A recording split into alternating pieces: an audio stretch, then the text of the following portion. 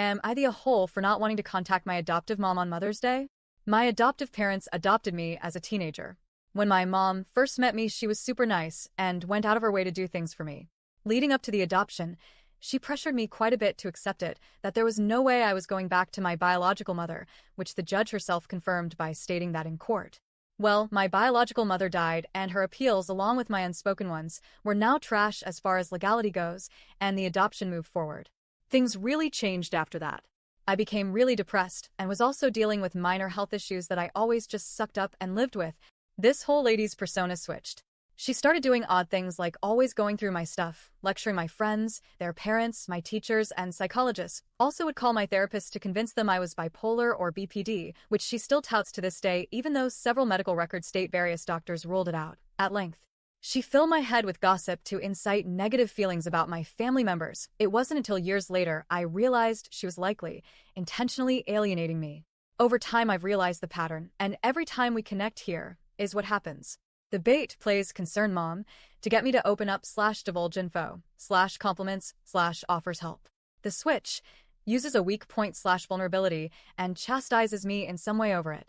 The blast, after having a non-documented phone conversation, she uses tidbits of things I've said, completely puts them out of context, changes all the facts, figures, and even topic of conversation, and includes other people in the family on it, so essentially, it looks like she's in charge of writing everyone's reality. She's been doing this for almost 25 years, and my health is not in a good place right now. 8 hours after speaking to her and her pulling step 2 minutes after a pleasant conversation, I went to the ER by ambulance for heart attack symptoms, no worries, ruled out. And then the next day or so, she sent the triangulating email. A day or two after that, I was back in ER, twice within 5 days. I'm not blaming this on her, but the timing is quite interesting, and I do think what she did was just the straw that broke my camel's back. I did not respond to either of her messages and proceeded to block her on everything, yet again, for the same old reasons. Also had my family unfollow me so they cannot be used as her spy pawns. This broke my heart to do. I've tried everything I can think of, but mom says she is perfect and doesn't need to change, so there's not ever going to be progress. She's told me essentially I'm pathetic for continuing to go back to her, write it off as something said in anger, but I'm thinking perhaps more to that. I'm almost 35, have children of my own, and way too much shit to do to let anyone waste my time like that, and even worse, treat me like I'm dirt. What kind of example is that for my kids? Like, how much leeway should a mother have for psychological warfare?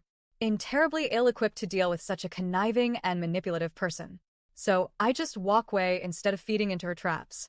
This moral voice inside me cringes at not letting her know when I move, and not calling her for Mother's Day.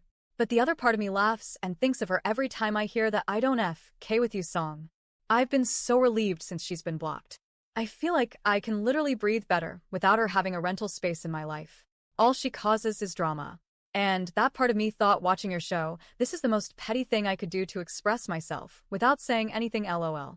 I'd rather just honor my MIL, who is the best ever. She held me through labor, had helped me raise my children, is such a wonderful and kind soul. Just like her son, whom I'm happily married to. That's a mother who deserves my energy and affection as a daughter person, LOL. So, is this a healthy boundary, or am I the a-hole?